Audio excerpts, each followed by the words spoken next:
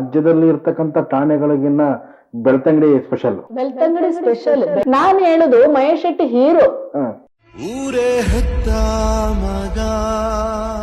ಸೌಜನ್ಯ ಕೇಸಿಗೆ ಸಂಬಂಧಪಟ್ಟದಕ್ಕೆ ಏನು ನಮ್ಮ ವಿರುದ್ಧ ನಿಲ್ಬೇಕು ಎಲ್ಲದಕ್ಕೂ ಅವರ ಕಡೆಯಲ್ಲಿ ಪೊಲೀಸ್ ಉಂಟು, ಟೈಮ್ ಉಂಟು. ಅಂದ್ರೆ ಉದ್ದೇಶಪೂರ್ವಕವಾಗಿ ಮಹೇಶಣ್ಣವರ ಟಾರ್ಗೆಟ್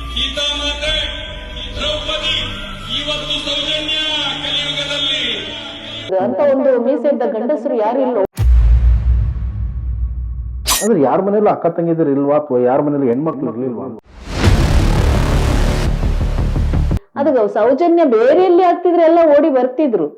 ಆ ಏರಿಯಾದಲ್ಲಿ ಆ ಗ್ರಾಮದಲ್ಲಿ ಆಗುವಾಗ ಮಾತ್ರ ಎಲ್ರಿಗೂ ಬಾಯಿ ತೆರಿಕೆ ಭಯ. ಅಂಬೇಡ್ಕರ್ ಬಗ್ಗೆ ಮಾತಾಡ್ಲಿಕ್ಕಿಲ್ಲ, ಕೇಸ್ ಆಗ್ತದೆ. ರಾಷ್ಟ್ರ ಸಂವಿಧಾನಕ್ಕೆ ನೀನೆ ಶಿಲ್ಪಿಯು. ಗ್ರಾಮದ ಹೆಸರು ಹೇಳುವಾಗ್ಲೇ ಅವರದೇ ಹೆಸರಿಗೆ ಅಂತ ಆ ವ್ಯಕ್ತಿ ಎಲ್ಲಿ ನಮ್ಮ ಸಂವಿಧಾನದಲ್ಲಿ ಉಂಟಾ ಈತನ ಬಗ್ಗೆ ಮಾತಾಡಬಾರ್ದು, ಅಥವಾ ಆ ಒಂದು ಗ್ರಾಮ ನಮ್ಮ ಇಂಡಿಯಾದಲ್ಲಿ ಇಲ್ವಾ? To the people, by the people, for the ಜನರಿಂದ ಜನರಿಗೋಸ್ಕರ ಅಂತ ಹೇಳ್ತೇವೆ. ನನಗೇನಿದ್ರು ಬೈ ದ ಪೀಪಲ್. ಅವ್ರ ದೊಡ್ಡವ್ರು ಯಾರು ಇರ್ಲೇಬೇಕಲ್ಲ, ನಾವು ಅದನ್ನೇ ಕೇಳುದಲ್ಲ ಯಾರು ಅಂತ. ಕೈ ಮುಗ್ದು ನ್ಯಾಯಪೀಠಕ್ಕೆ ಅಣ್ಣಪ್ಪನಿಗೆ ಗೌರವ ಕೊಡುದಾದ್ರೆ ಆ ನ್ಯಾಯಪೀಠದಲ್ಲಿ ನಿಮಗೆ ಗೌರವ ಇಲ್ವಾ? ಸಾಮಾನ್ಯ ಬುರುಡೆ ಅಲ್ಲ ಅಂತೇಳಿ ಆ ಬುರುಡೆ ತಿರುಗಿ ತಿರುಗಿ ಒಂದ್ ದಿವಸ ಆ ಬುರುಡೆ ಬರ್ತದೆ, ಎಲ್ಲೂ ಹೋಗುದಿಲ್ಲ.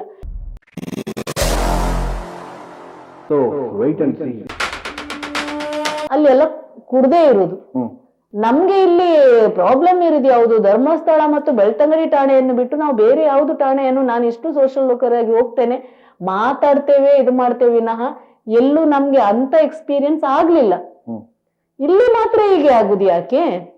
ಅಂದ್ರೆ ರಾಜ್ಯದಲ್ಲಿ ಇರ್ತಕ್ಕಂಥ ಠಾಣೆಗಳಿಗಿನ್ನ ಬೆಳ್ತಂಗಡಿ ಸ್ಪೆಷಲ್. ಬೆಳ್ತಂಗಡಿ ಸ್ಪೆಷಲ್. ಬೆಳ್ತಂಗಡಿಯವರು ಬಿಸಿ ಅಂತೆ. ಯಾಕೆ ಬಿಸಿ ನನಗೆ ಗೊತ್ತಿಲ್ಲ. ಸುಳ್ಳು ಕೇಸು ಹಾಕ್ಲಿಕ್ಕೆ ಬಿಸಿ. ಒಟ್ಟಾರೆ ಅವರಿಗೆ ಮಹೇಶ್ ಅಣ್ಣನೊಂದು ಗಡಿಪಾರು ಮಾಡಿದ್ರೆ, ಗಡಿಪಾರು ಮಾಡೋ ಉದ್ದೇಶ ಮಹೇಶ್ ಅಣ್ಣನೊಂದು ಮಾಡಿದ್ರೆ ಬಾಕಿಯವರೆಲ್ಲ ಸ್ವಲ್ಪ ಹೆದರ್ತಾರೆ. ಇನ್ನು ನೆಕ್ಸ್ಟಿನ ಹೋರಾಟಗಾರರಿಗೆ ಏನಾಗ್ತದೆ ಇವ್ರಿಗೆ, ಆಗ ಜನರೆಲ್ಲ ಸ್ವಲ್ಪ ಮಾತು ಕಡಿಮೆ ಮಾಡ್ತಾರೆ. ಆ ರೀತಿ ಅವ್ರದ್ದು ಇರ್ಬಹುದು. ಅಂದ್ರೆ ಇಲ್ಲಿ ಸಾರ್ವಜನಿಕರ ಏನು ಹಿತಾಸಕ್ತಿಗಳು ಅಥವಾ ಸಾರ್ವಜನಿಕ ತೊಂದರೆ ಏನಾಗ್ತಿದೆ ಅದಕ್ಕೆ ಸಂಬಂಧಪಟ್ಟ ಠಾಣೆ ಇಲ್ಲ. ಮಹೇಶ್ ಶೆಟ್ಟಿಗೋಸ್ಕರ ಒಂದು ಠಾಣೆ. ಎಂತ ಇದ್ರು ಮಹೇಶ್ ಶೆಟ್ಟಿಗೆ ಅಲ್ಲಿ ಒಂದು ಬೆಳ್ತಂಗಡಿ, ಮಹೇಶ್ ಶೆಟ್ಟಿಗೆ ಕಂಪ್ಲೇಂಟ್. ನಾನು ಹೇಳುದು ಮಹೇಶ್ ಶೆಟ್ಟಿ ಹೀರೋ. ಯಾಕೆಂದ್ರೆ ಎಲ್ರೂ ಮಹೇಶ್ ಶೆಟ್ಟರನ್ನು ಎದುರುದು ನನಗೆ ಅರ್ಥ ಆಗುದಿಲ್ಲ. ಪೊಲೀಸ್ ಇಲಾಖೆ ಸಹ ಎದುರುದು, ಇನ್ಸ್ಪೆಕ್ಟರ್ ಸಹ ಎದುರುದು. ಎಲ್ರು ಯಾಕೆ ಎದುರ್ತೀರಿ ನೀವು? ನಿಮ್ಮ ಠಾಣೆಯಲ್ಲಿ ಬೇರೆ ಕೇಸೇ ಇಲ್ವಾ? ಅವರಿಗೆ ಬೇರೆ ಏನಾದ್ರೂ ಒಂದು ರಿಜಿಸ್ಟರ್ ಮಾಡ್ಲಿಕ್ಕೆ ಒಂದು 2-3 ಸಲ ಆಗ್ಬೇಕು, ಟೈಮ್ ಇಲ್ಲ, ಬಿಸಿ. ಮಹೇಶ್ ಶೆಟ್ಟಿ ಕೇಸ್ ಆಗ್ಲಿಕ್ಕೆ ಅವರಿಗೆ ಪೂರ್ತಿ ಪ್ರಮಾಣದ ಟೈಮ್. ಮೊನ್ನೆ ಸಹ ಆಗಿ ನಾವೊಂದು ತಹಶೀಲ್ದಾರ್ ಹತ್ರ ಮನವಿ ಕೊಡ್ಲಿಕ್ಕೆ ಹೋಗುವ ಇಡೀ ಸ್ಟೇಷನ್ ಬಂದು ಅಲ್ಲಿ ನಿಂತಿದೆ. ಅದಕ್ಕೆಲ್ಲ ಅವರಿಗೆ ಟೈಮ್ ಉಂಟು. ಸೌಜನ್ಯ ಕೇಸಿಗೆ ಸಂಬಂಧಪಟ್ಟದಕ್ಕೆ ಏನು ನಮ್ಮ ವಿರುದ್ಧ ನಿಲ್ಬೇಕು ಎಲ್ಲದಕ್ಕೂ ಅವರ ಕಡೆಯಲ್ಲಿ ಪೊಲೀಸ್ ಉಂಟು, ಟೈಮ್ ಉಂಟು, ಬೇರೆದಕ್ಕೆ ಇಲ್ಲ. ಮಹೇಶ್ ಅಣ್ಣಂದು ಒಂದು ಬಂದ ಕೂಡಲೇ ಎಂಟರ್ಟೈನ್ ಮಾಡ್ತಾರೆ. ನಂಗೆ ಅರ್ಥ ಆಗುದು. ಲೋಟಾರಿ ಅವರಿಗೆ ಕೇಸಿನ ನಂಬರ್ಸ್, ಆ ಕೇಸ್ ಏನಂತ ಇಲ್ಲ, ಕೇಸಿನ ನಂಬರ್ಸ್. ನಾನ್ ಹೇಳುದು ಒಬ್ಬ ಸ್ಟೆಲ್ಲ AC ಅವರಿಗೆ ಯಾವ ಕೇಸಿಗೆ ಗಡಿಪಾರು ಮಾಡ್ಬೇಕಂತ ಅವ್ರಿಗೆ ಗೊತ್ತಿಲ್ವಾ? ಇಲ್ಲಿ DYSP ಇದ್ದ, ಈಗ ಹೋದವ ವಿಜಯ್ ಅಂತ ಹೇಳ್ತಿದ್ರು, ಅವನಿಗೆ ಗೊತ್ತಿಲ್ವಾ ಯಾವ ಕೇಸಿಗೆ ಗಡಿಪಾರು ಅಂತ? ಇವರು ಕಾನೂನಿಗೆ ಗೌರವ ಕೊಡ್ಬೇಕು. ಇವರ ಕಾನೂನಲ್ಲಿ ಗಡಿಪಾರಿಗೆ ಯಾವ ಕೇಸುಗಳು ಇರ್ಬೇಕಂತ ಇಲ್ವಾ? ಹಾಗೆ ಎಷ್ಟೋ ಕೇಸುಗಳಿದ್ದವರಿದ್ದಾರೆ, 23-30 ಕೇಸುಗಳಿದ್ದವರು, ಓದೋದಕ್ಕೆ ಹೋದವರು ಎಷ್ಟೋ ಜನ ಕೋಟಿ ಬರ್ತಾರೆ. ಗಡಿಪಾರಾಗಿದ್ದವರಿಗೆ ಅಲ್ಲ, ಆ ಕೇಸು ನೋಡ್ತಾರೆ. ಯಾವ ಕೇಸಿಗೆ? ಕೋಮು ದ್ವೇಷದಕ್ಕ, ಇಂಥದಕ್ಕ, ರೌಡಿಗಳಿಗೆ, ಅಂಥದಕ್ಕೆಲ್ಲ. ಮಹೇಶ್ ಅಣ್ಣನ್ ಎಂತ ಉಂಟು? ಯಾವ ರೀತಿ ರೌಡಿ ಲಿಸ್ಟ್ ಅಲ್ಲಿ ಇದ್ದವರದೇ ಆಗ್ಲಿಲ್ಲ. ಈಗ ಎಷ್ಟೋ ಜನರದ್ದು ಲಿಸ್ಟ್ ಅಲ್ಲಿ ಇತ್ತು, ಅವ್ರದಲ್ಲಿ ಏನ್ ಎನ್ಕ್ವೈರಿ ಮಾಡಿದಿರಿ? ಅವ್ರಿಗೆ ಏನ್ ನೋಟಿಸ್ ಬರ್ಲಿಲ್ಲ. ಖಾಲಿ ಕಾಣ್ತಾ ಇದ್ದದ್ದು ಅರುಣ್ ಪುತ್ತಿಲ ನಾನು. ಆ ಲಿಸ್ಟ್ ಅಲ್ಲಿ ತುಂಬಾ ಜನರದಿತ್ತು. ಅಂದ್ರೆ ಉದ್ದೇಶಪೂರ್ವಕವಾಗಿ ಮಹೇಶ್ ಅಣ್ಣವರು ಟಾರ್ಗೆಟ್ ಮಾಡಿ ಎಲ್ಲರನ್ನೊಂದು ತೋರಿಸಿ ಮಹೇಶ್ ಅಣ್ಣನೊಂದು ಮಾಡಿದ್ವು ಅಷ್ಟೇ. ಏನಂತ ಬೇಕು? ಹಾಗಾದ್ರೆ ಇಷ್ಟು ಭಯನಾ ಮಹೇಶ್ ಶೆಟ್ಟಿ? ಹಾಗಾದ್ರೆ ಇಲ್ಲಿ ಅಂತ ಒಂದು ನಾನು ಹೇಳಿದ್ರೆ ಬೇಸರ ಆಗ್ತದೆ, ಅಂತ ಒಂದು ಮೀಸೆದ್ದ ಗಂಡಸರು ಯಾರು ಇಲ್ಲ. ಒಂದು ಹೆಣ್ಣಿನ ಅತ್ಯಾಚಾರ ಕೊಲೆ ಆದ್ದಕ್ಕೆ ಒಬ್ಬ ವ್ಯಕ್ತಿ ಹೋಗ್ತಾನೆ ಅಂತ ಹೇಳುವಾಗ ಅವನನ್ನು ನೀವು ಅದು ಮಾಡಿದ್ದು, ಆದ್ರೆ ನೀವ್ ಯಾರು ಇಲ್ಲಿ ಗಂಡಸರಲ್ವಾ? ಅಂದ್ರೆ ಯಾರ ಮನೇಲಿ ಅಕ್ಕ ತಂಗಿದ್ರು ಇಲ್ವಾ ಅಥವಾ ಯಾರ ಮನೇಲಿ ಹೆಣ್ಮಕ್ಳು ಇರ್ಲಿಲ್ವಾ ಅಂತ? ಯಾಕಂದ್ರೆ ಒಂದು ಹೆಣ್ಣು ಮಗ ಆಗಿರೋಂತ ಇಲ್ಲ, ಹೋಗ್ತಿದ್ರು. ಅದು ಎಲ್ಲಿ? ಮುಸ್ಲಿಂ ಹಿಂದೂ ಬೇರೆ ಕಡೆಗೆ ಆಗ್ತಿದ್ರೆ 100% ಎಲ್ಲರೂ ಹೋಗ್ತಿದ್ರು. ಇಲ್ಲಿ ಹೋಗ್ಲಿಕ್ಕೆ ಹೇಳಿದ್ರೆ ನನ್ಗೆ ಅದೇಳೆ ಹೇಳಿ ಎಲ್ರು ನೀವು ಹೋಗುದೇ ಹಣಕ್ಕೋಸ್ಕರ, ನಿಮ್ಮ ಬೇಳೆ ರಾಜಕೀಯದವರು ಸಹ ಹೋಗುದು, ಎಲ್ಲರೂ ರಾಜಕೀಯವ್ರು ನೀವ್ ಯಾಕೆ ಶಾಮೀಲ್, ನಿಮ್ದು ಬೇಳೆ ಬೇಯಿಸ್ಲಿಕ್ಕೆ ನಿಮ್ಮ ಪಾರ್ಟಿ ಫಂಡ್ಗಳಿಗೆ, ಅದು ಸೌಜನ್ಯ ಬೇರೆ ಎಲ್ಲಿ ಆಗ್ತಿದ್ರೆ ಎಲ್ಲ ಓಡಿ ಬರ್ತಿದ್ರು. ಆ ಏರಿಯಾದಲ್ಲಿ ಆ ಗ್ರಾಮದಲ್ಲಿ ಆಗುವಾಗ ಮಾತ್ರ ಎಲ್ರಿಗೂ ಬಾಯಿ ತೆರಿಕೆ ಭಯ. ನಾ ಯಾವ್ ದತ್ತು ಕೊಟ್ಟಿದ್ದೇವ? ನನಗೆ ಒಂದು ಪ್ರಶ್ನೆ ಇತ್ತು, ನಾನು ತುಂಬಾ ಕಡೆ ಕೇಳಬೇಕಂತ ಇತ್ತು. ನೋಡಿ, ನಮ್ಗೆ ಗಾಂಧೀಜಿ ಬಗ್ಗೆ ಮಾತಾಡ್ಲಿಕ್ಕಿಲ್ಲ, ಕೇಸ್ ಆಗ್ತದೆ, ಹೌದಾ? ರಾಷ್ಟ್ರಪಿತ ಅಂಬೇಡ್ಕರ್ ಬಗ್ಗೆ ಮಾತಾಡ್ಲಿಕ್ಕಿಲ್ಲ, ಕೇಸ್ ಆಗ್ತದೆ. ವಿರುದ್ಧವಾಗಿ ಮಾತಾಡಂಗಿಲ್ಲ, ಇಲ್ಲ, ಹೌದು, ಸಾರಿ, ವಿರುದ್ಧವಾಗಿ ಮಾತಾಡ್ಲಿಕ್ಕಿಲ್ಲ, ಸರಿ, ಸಂವಿಧಾನದಲ್ಲಿ ಉಂಟು, ಅದ್ರಿಗೆ ಹೆಸರು ಹೇಳಲಿಕ್ಕಿಲ್ಲ. ಈ ವ್ಯಕ್ತಿ ಯಾರು ಅಂದ್ರೆ ಆ ಒಂದು ಏನು, ಹೌದು, ಧರ್ಮಸ್ಥಳದಲ್ಲಿ ಇದ್ದ ಅಂತ ಒಂದು ದೊಡ್ಡ ವ್ಯಕ್ತಿ. ನಾವು ಒಂದು ಗ್ರಾಮದ ಹೆಸರು ಹೇಳುವಾಗ್ಲೇ ಅವರದೇ ಹೆಸರಿಗೆ ಅಂತ ಆ ವ್ಯಕ್ತಿ ಎಲ್ಲಿ ನಮ್ಮ ಸಂವಿಧಾನದಲ್ಲಿ ಉಂಟಾ? ಈತನ ಬಗ್ಗೆ ಮಾತಾಡಬಾರ್ದು. ಅಥವಾ ಆ ಒಂದು ಗ್ರಾಮ ನಮ್ಮ ಇಂಡಿಯಾದಲ್ಲಿ ಇಲ್ವಾ? ರಾಜರ ಮನೆತನವಾ ಈಗ ಸಹ?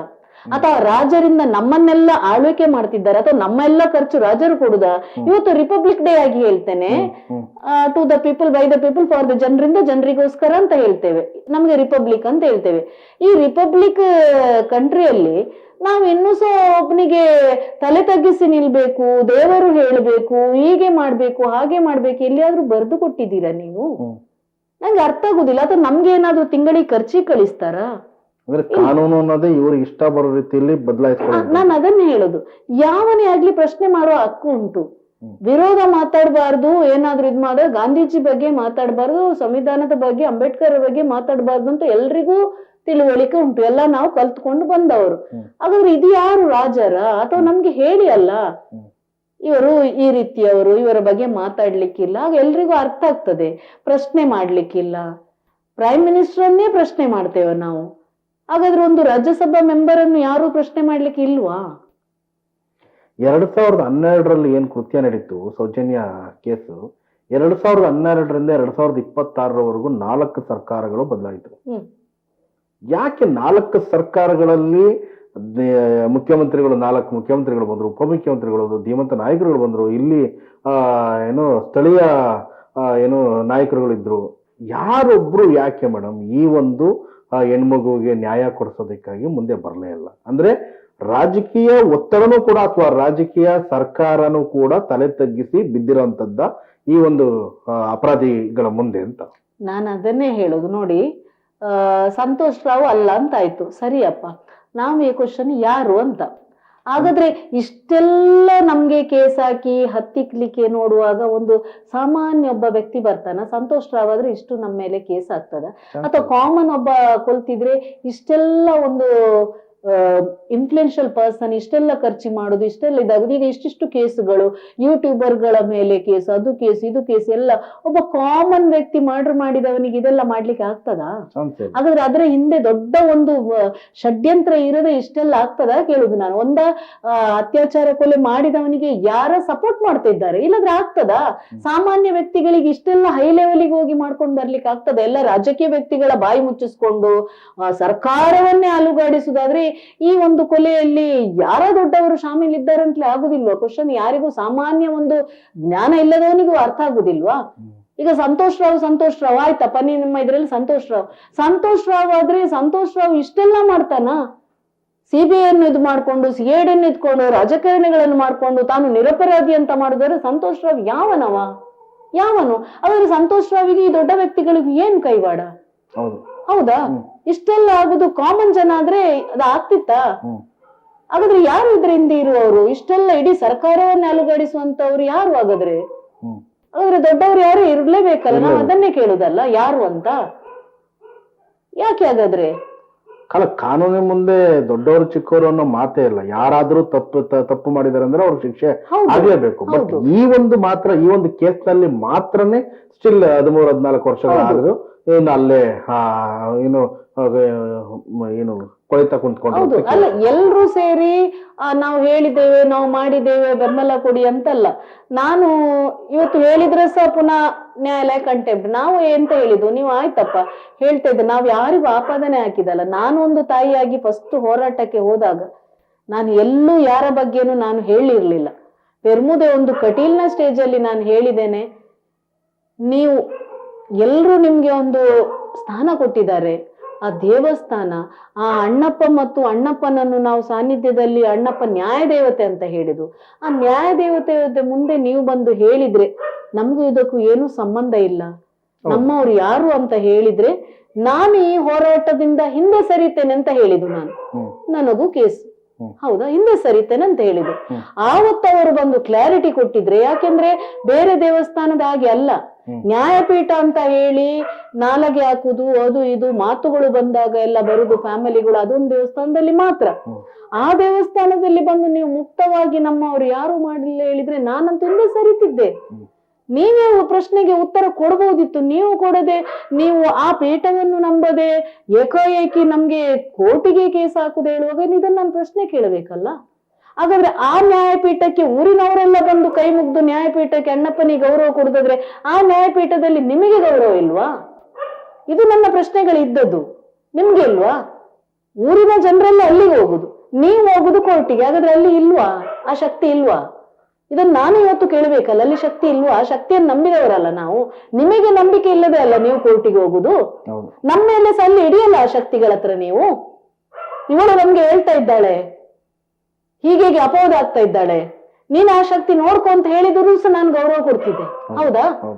ಈ ಶಕ್ತಿ ನೀನ್ ನೋಡ್ಕೋ. ಹಾಗಾದ್ರೆ ಕೋರ್ಟೇ ಮೇಲೆ ಆಯ್ತಾ ನಿಮ್ಗೆ ಆ ಶಕ್ತಿಗಿಂತ? ನಾನ್ ಕೇಳಿದ ಪ್ರಶ್ನೆಗಳದು, ಅದಕ್ಕೆ ನನ್ಗೆ ಉತ್ತರ ಸಿಕ್ಲಿಲ್ಲ. ಸಿಕ್ಕದಾಗ ನಾನು ಹೋರಾಟಕ್ಕೆ ಹೋದೆ. ಆ ಕ್ಲಾರಿಟಿ ನೀವು ಕೊಡ್ತಿದ್ರೆ ನಾನು ಹೋರಾಟಕ್ಕೆ ಇಳಿತಾ ಇರ್ಲಿಲ್ಲ ಅಲ್ಲ. ಎಲ್ರು ನಿಮ್ಮನ್ನು ಆ ಗೌರವ ಕೊಡುವಾಗ ಆ ಗೌರವ ನೀವು ಉಳಿಸ್ಬೇಕಿತ್ತಲ್ಲ. ಮತ್ತೆ ಬೇರೆ ಕ್ವಶನ್ಗಳು ನಾವು ಕೇಳ್ತೇವೆ. ಆ ಜುರಿಸ್ಡಿಕ್ಷನ್ ರಾಜ್ಯಸಭಾ ಮೆಂಬರ್ ನೀವು, ಮೆಂಬರ್. ಇಷ್ಟೆಲ್ಲ ಆಗುವಾಗ ಸೌಜನ್ಯ ಬಿಡಿ, ಇಷ್ಟೆಲ್ಲ ಅಸಹಜ ಸಾವುಗಳು ಆಗುವಾಗೆಲ್ಲ ನೀವು ಅದಕ್ಕೆ ಬದ್ಧತೆ ಇರ್ಬೇಕು ಆನ್ಸರ್ ಕೊಡ್ಲಿಕ್ಕೆ ಅಲ್ವಾ? ನಿಮ್ಗೆ ಹೇಳುದಲ್ಲ, ನಿಮ್ಮ ಗ್ರಾಮದಲ್ಲಿ ಆದದ್ದು, ನಾವು ಬೇರೆ ಮೆಂಬರ್ ಹತ್ರ ಕೇಳಲಿಕ್ಕೆ ಆಗ್ತದ? ಅದಕ್ಕೂ ತಪ್ಪು ಹೇಳಿದ್ರೆ ಅರ್ಥ ಇಲ್ಲ ಅಲ್ಲ. ಅದಕ್ಕಾದ್ರೂ ಉತ್ತರ ಕೊಡಿ. ಇಲ್ಲಾದ್ರೆ ನೀವು ರಾಜ್ಯಸಭಾ ಮೆಂಬರ್ ಅಂತ ಹೇಳ್ಬಾರ್ದು. ರಾಜ್ಯಸಭಾ ಸ್ಥಳೀಯರಿಗೆ ಜನಪ್ರತಿನಿಧಿ ಆಗಿದ್ದೀರಿ, ಎಲ್ರಿಗೂ ನ್ಯಾಯ ಕೊಡುವಂತ ಆ ಸ್ಥಾನದಲ್ಲಿ ಇದ್ದೀರಿ, ನೀವೇ ಇದನ್ನ ಇದ್ ಮಾಡೋಂಥದ್ದು ಅಷ್ಟೇ. ನನ್ನದು ಪ್ರಶ್ನೆ ಅಷ್ಟೇ ಇದ್ದದ್ದು. ಯಾವತ್ತು ಅವರಿಂದ ಉತ್ತರ ಸಿಕ್ತಿದ್ದ ನಾನು ಖಂಡಿತ ನಾನು ಹಿಂದೆ ಸರಿತಿದ್ದೆ. ಆ ಪ್ರಶ್ನೆಗಳಿಗೆ ನನ್ಗೆ ಉತ್ತರನೇ ಸಿಗ್ಲಿಲ್ಲ. ನಮ್ಮ ಮೇಲೆ ಕೇಸ್ ಹಾಕುವಾಗ ಮತ್ತೆ ನಾನೇನ್ ಮಾಡ್ಬೇಕು? ನಾನೊಂದು ಹೆಣ್ಣಾಗಿ ಕೇಳಿದಲ್ಲ. ಬೇರೆ ದೇವಸ್ಥಾನದಲ್ಲಿ ನೋಡಿದೀರ ಎಲ್ಲಿ ಅದು ನ್ಯಾಯಪೀಠ? ದಕ್ಷಿಣ ಕನ್ನಡ ಉಡುಪಿ ಜಿಲ್ಲೆಯಲ್ಲಿ ಎಲ್ಲಿ ನ್ಯಾಯಪೀಠ ಇಲ್ಲ. ನ್ಯಾಯಪೀಠ ಅಂತ ನೀವೇ ಇದ್ ಮಾಡುದು, ಜನರಿಗೆಲ್ಲ ನೀವೇ ಅಲ್ಲಿ ಕುತ್ಕೊಳಿಸಿ ನ್ಯಾಯದು ಇದು ಅಣ್ಣಪ್ಪನ ಮುಂದೆ ಮನೆದು ಪ್ರಾಬ್ಲಮ್ ಎಲ್ಲ ವಾಗ್ದಾನ ಎಲ್ಲ ಮಾಡ್ಕೊಂಡು ಸರಿ ಮಾಡುದು. ನಿಮ್ ಮನೆದು ಬರುವಾಗ ನೀವು ಮಾಡ್ತಿದ್ರೆ ಎಷ್ಟು ಒಳ್ಳೆ ಇತ್ತು, ಅಥವಾ ಕ್ಲಾರಿಟಿ ಕೊಡ್ತಿದ್ರೆ ಎಷ್ಟು ಒಳ್ಳೆ ಇತ್ತು. ನಮಗೂ ಕ್ಲಾರಿಟಿ ಸಿಕ್ತಿದ್ರು, ಮಹೇಶಣ್ಣನಿಗೆ ಹೇಳ್ತಿದ್ದೇವೆ, ನೋಡಿ ಅವ್ರು ಬಂದು ಹೇಳಿದ್ದಾರೆ, ಇನ್ನು ನಮ್ಗಿಲ್ಲ ಅಂತ ನಾವು ಸರಿತಿದ್ದೇವಲ್ಲ. ಅದು ಹೇಳದಾಗಲ್ಲ ಇದು ಆದದ್ದು. ನಾವೇನ್ ಬೇರೆ ದೇವಸ್ಥಾನ ಕರೆದಿದ್ದೇವಾ? ನಮ್ಮನ್ಸ ಕರೀರಲ್ಲ. ನಾವು ಬೇರೆ ದೇವಸ್ಥಾನ, ನಿಮ್ಮ ದೇವಸ್ಥಾನದಲ್ಲಿ ಹೇಳಿದಲ್ಲ, ನಮ್ಗ ವಿಶ್ವಾಸ ಇದ್ದ ಕಾರಣ ಕೇಳಿದಲ್ಲ. ಮಾತಾಡಿದಕ್ಕೆ ನೀವು ಅಲ್ಲಿ ಹೋಗುದು ನಾವೇನ್ ಮಾಡ್ಬೇಕು? ಪ್ರತಿಯೊಂದು ನಮ್ಗೆ ಈಗ ಹಾಸನದಲ್ಲಿ ಕೇಸು, ಅಲ್ಲಿ ಕೇಸು, ಇಲ್ಲಿ ಕೇಸು, ಏನ್ ಮಾಡಿದೇವೆ ಅಂತ ನಾವು ಕ್ವಶನ್ ಕೇಳಿದಕ್ಕ? ನೀವು ಕರೆಕ್ಟ್ ಉತ್ತರ ಕೊಡ್ತಿದ್ರೆ ನಿಮ್ಗೆ ಟಿವಿಯಲ್ಲಿ ಕೂತು ಉತ್ತರ ಕೊಡ್ಲಿಕ್ಕೆ ಆಗ್ತದೆ, ಡಾಕ್ಯುಮೆಂಟ್ ಕೊಡ್ಲಿಕ್ಕೆ ಆಗ್ತದೆ. ನಮ್ಮ ಪ್ರಶ್ನೆಗಳಿಗೆ ನೀವು ಉತ್ತರ ಕೊಡ್ತಿದ್ದೇವೆ, ನಾವು ಸಹ ಸುಮ್ಮನೆ ಇರ್ತಿದ್ದೆವು ಆ ಕ್ಲಾರಿಟಿ ಸಿಕ್ಕಿದ್ರೆ. ನಮ್ಗೆ ಪುನಃ ನೀವು ಹೀಗೆ ಮಾಡುವಾಗ ನಾವೇನ್ ಮಾಡ್ಬೇಕು? ನಾವು ಕಾನೂನಾತ್ಮಕವಾಗಿ ಹೋಗ್ಬೇಕಲ್ಲ. ಕೊನೆಯಲ್ಲಿ ವೀಕ್ಷಕರಿಗೆ ಏನ್ ಹೇಳ್ತಾರೆ, ಈ ಒಂದು ಕೇಸ್ಗೆ ಏನಾಗುತ್ತೆ ಪ್ರತಿ ಕ್ಷಣನೂ ಕೂಡ ಎದುರು ನೋಡ್ತಾ ಇದ್ದಾರೆ. ಸೌಜನ್ಯಗೆ ನ್ಯಾಯ ಸಿಗ್ಬೇಕು, ಅಥವಾ ಸೌಜನ್ಯ ಅಲ್ದೇನೆ ಅಲ್ಲಿ ಇರ್ತಕ್ಕಂಥ ವೇದವಲ್ಲಿ ಪದ್ಮನಾಭ ಅಂತ ಒಂದಷ್ಟು ಹೆಣ್ಮಕ್ಳಿಗಾಗಿರೋಂಥ ಅನ್ಯಾಯ ಇದು ನ್ಯಾಯ ಸಿಗ್ಬೇಕು ಅಂತ ಕಾದು ನೋಡ್ತಿರೋಂಥ ವೀಕ್ಷಕರಿಗೆ ಏನ್ ಹೇಳ್ತೀವಿ? ಇಲ್ಲ, ಖಂಡಿತ ನಾನು ಹೇಳುದು ಮಹೇಶ್ ಅಣ್ಣನ 13-14 ವರ್ಷದ ಈ ಒಂದು ತಾಳ್ಮೆಯಿಂದ ನಮ್ಮ ತಾಳ್ಮೆ ದೊಡ್ಡದಲ್ಲ. ಅಷ್ಟು ಅವರು ಕಾದ್ರೂ ಸಹ ಈಗ ಸಹ ಸೌಜನ್ಯ ಕೇಸ್ ಜೀವಂತವಾಗಿ ಉಳಿದಿದೆ. ಅದರ ಜೊತೆಗೆ ಪದ್ಮಲತಾ, ವೇದವಲ್ಲಿ ಎಲ್ಲಾ ಕೇಸುಗಳು ಜೀವಂತವಾಗಿದೆ. ಈಗ ನಾವು ಸೌಜನ್ಯ ಹೋರಾಟಗಾರರು ಮಾತ್ರ ಅಲ್ಲ, ಪ್ರತಿಯೊಬ್ರು ಈಗ ಆನೆ ಮಾವುತನ ಕೇಸ್ ಆಗ್ಲಿ, ಪ್ರತಿಯೊಂದು ಈಗ ರಿಓಪನ್ ಆಗ್ತದೆ.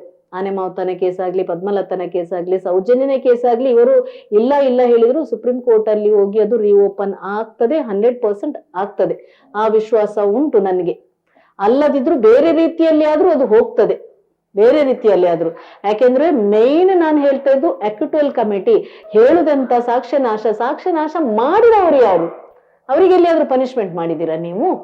ಅಯ್ಯೋ ಯೋಗೇಶ ಇದ್ದಾನೆ, ಡಾಕ್ಟರ್ ರಶ್ಮಿ ಇದ್ದಾರೆ, ನಾವು ಹೇಳಿದ ಕೂಡಲೇ ಡಾಕ್ಟರ್ ರಶ್ಮಿ ನಮ್ಮ ಮೇಲೆ ಕೇಸ್ ಹಾಕುದು, ಅಯ್ಯೋ ಯೋಗೇಶನು ನಮ್ಮ ಮೇಲೆ ಕೇಸ್ ಹಾಕುದು. ನೀವು ಹೇಳಿದಾಗ 2 ಎಕ್ಸ್ಟ್ರಾ ಪುನಃ ಕೇಸ್ ಉಂಟು. ಹಾಗಾದ್ರೆ ಒಂದು ಅಧಿಕಾರಿಯನ್ನು ಸಹ ನಾವು ಪ್ರಶ್ನೆ ಕೇಳಲಿಕ್ಕೆ ಆಗುದಿಲ್ಲ.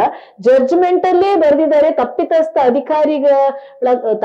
ಅಧಿಕಾರಿಗಳು ಮಾಡಿದ್ರಿಂದ ಈ ರೀತಿ ಆಯ್ತು ಅಂತ ಹೇಳಿದ್ದಾರೆ, ಸರಿಯಾದ ತನಿಖೆ ಆಗ್ಲಿಲ್ಲ ಅಂತ. ಅವರನ್ನೂ ನಾವು ಪ್ರಶ್ನೆ ಮಾಡಬಾರ್ದು, ಅವರು ನಮ್ಮ ಮೇಲೆ ಕೇಸ್ ಹಾಕುದಾದ್ರೆ ಆ ಎಕ್ವಿಟಲ್ ಕಮಿಟಿ ಜಡ್ಜ್ಮೆಂಟ್ ಕೊಟ್ಟದಕ್ಕೆ ಬೆಲೆ ಉಂಟು. ಹಾಗಾದ್ರೆ ಇವರೆಲ್ಲ ಉಲ್ಲಂಘನೆ ಮಾಡುವುದಕ್ಕೆ ನ್ಯಾಯಾಲಯ ಕೇಳ್ಬೇಕಲ್ಲ. ಹಾಗಾಗಿ ನಾನು ಹೇಳುದು, ಎಕ್ವಿಟಲ್ ಕಮಿಟಿ ಇನ್ನೊಮ್ಮೆ ಕರೆಕ್ಟ್ ಆಗಿ ರಚನೆಯಾಗಿ ತಪ್ಪಿತಸ್ಥ ಅಧಿಕಾರಿಗಳನ್ನು ತನಿಖೆ ಮಾಡಿದ್ರೆ ಯಾಕೆ ಸಾಕ್ಷ್ಯ ನಾಶ ಮಾಡಿದಿರಿ, ಇದ್ರ ಹಿಂದೆ ಸಾಕ್ಷ್ಯ ನಾಶ ಮಾಡಿದವರು ಯಾರು ಅಂತ ಗೊತ್ತಾಗ್ತದೆ. ಇನ್ನು ಸತ್ತ ಮೇಲೆ ಕೇಳುದಲ್ಲ. ಇದನ್ನೊಂದು ಮಾಡಬಹುದು. ಆನೆ ಮಾವುತನ ಕೇಸ್ ರಿಓಪನ್ ಮಾಡಬಹುದು, ಸಿ ರಿಪೋರ್ಟ್ ಆಗಿದ್ದನ್ನು. ಯಾಕೆಂದ್ರೆ ಆನೆ ಮಾವುತನ ಕೇಸಲ್ಲಿ ಸಹ ಸಂತೋಷನ್ನು ಫಿಟ್ ಮಾಡ್ಲಿಕ್ಕೆ ಹೋಗಿದ್ರು. ಅವನು ಅಲ್ಲಿ ಇರುವಾಗ್ಲೇ ಪುನಃ ಆ ಕೇಸಿಗೆ ಸಹ ಕೊಂಡೋಗಿ ಮತ್ತೆ ಅವ ಅಲ್ಲ ಅಂತ ಹೇಳಿದ್ಮೇಲೆ ಸಿ ರಿಪೋರ್ಟ್ ಮಾಡಿದ್ದಾರೆ. ಎಲ್ಲಾ ಕೇಸನ್ನು ರಿಓಪನ್ ಮಾಡ್ಬೋದು. ಆಗ ಇಲ್ಲಿ ಯಾರಪ್ಪ ಇಷ್ಟು ದೊಡ್ಡ ಜನರು ಅಂತ ಗೊತ್ತಾಗ್ತದೆ. ಎಲ್ಲವನ್ನು ಮುಚ್ಚಿ ಹೋಗುದಾದ್ರೆ ಎಲ್ಲ ಗೊತ್ತಾಗ್ತದೆ ಅಲ್ಲ. ಅದ್ರ ಜೊತೆಗೆ ಈಗ ಅಲ್ಲಿ ಅಸಹಜ ಸಾವುಗಳು ತನಿಖೆ ಮಾಡ್ಲಿ, ಪಂಚಾಯತಿದ್ದ ತನಿಖೆ ಮಾಡ್ಲಿ. ಈಗ ಬುರುಡೆ ಕೇಸ್ ಅಂತ, ಆ ಬುರುಡೆ ಒಂದು ಸಾಮಾನ್ಯ ಬುರುಡೆ ಅಲ್ಲ ಅಂತೇಳಿ ಆ ಬುರುಡೆ ತಿರುಗಿ ಒಂದ್ ದಿವಸ ಆ ಬುರುಡೆ ಬರ್ತದೆ, ಎಲ್ಲೂ ಹೋಗುದಿಲ್ಲ.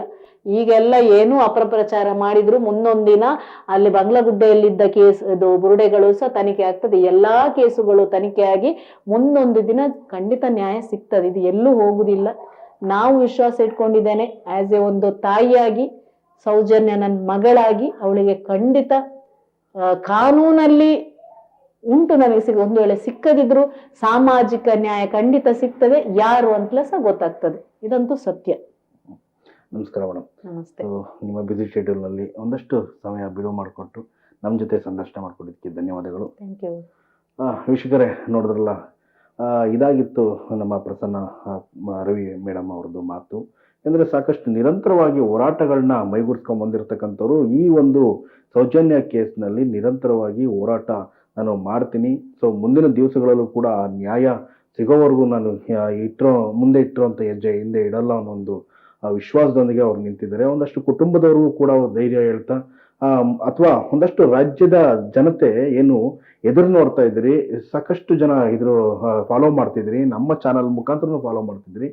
ನಿಮಗೂ ಕೂಡ ಏನಂತಂದ್ರೆ, ಸೊ ಮೇಡಮ್ ಹೇಳ್ದಂಗೆ, ಸೊ ವೈಟ್ ಅಂಡ್ ಸಿ, ಎಷ್ಟು ಬೇಗ ಆಗುತ್ತೋ ಅಷ್ಟು. ಯಾಕಂದ್ರೆ ಆಗೋದೆಲ್ಲ ಒಳ್ಳೇದಕ್ಕೆ. ಯಾಕಂದ್ರೆ ಬುರುಡೆ ಕೇಸ್ಗೂ ಅದು, ಯಾಕೆಂದ್ರೆ ಬುರುಡೆ ಕೇಸಲ್ಲಿ ನೀವೆಲ್ಲ ಅನ್ಕೊಂಡಿದ್ದೇನಂತಂದ್ರೆ ದಾರಿ ತಪ್ಪುಡ್ದು, ಯಾಕೆಂತಂದ್ರೆ ಇದು ಕೇಸು ಇದಕ್ಕೂ ಸಂಬಂಧ ಇಲ್ಲ, ಇವರೆಲ್ಲ ಹುಟ್ಟಾಕೊಂಡ್ರು ಅಂತ ಹೇಳಿದ್ರು. ಸೊ ಇದೆಲ್ಲ ನಿಜವಾದ ಮಾಹಿತಿ. ಇನ್ನೇನು ಕೆಲವು ದಿನಗಳಲ್ಲಿ ಅದು ಮಾಹಿತಿ ಲಭ್ಯವಾಗುತ್ತೆ. ಮತ್ತೆ SIT ಇನ್ನೊಂದಷ್ಟು ತನಿಖೆ ಚುರುಕುಗೊಳ್ಳೋದಕ್ಕೆ ಒಂದಷ್ಟು ತಂಡನೂ ಕೂಡ ರಚನೆ ಆಗಿ ಮುಂದೆ ಹೋಗುತ್ತೆ. ಇದಕ್ಕೆ ಅಲ್ಲಿಗೆ ನಿಲ್ಲಲ್ಲ.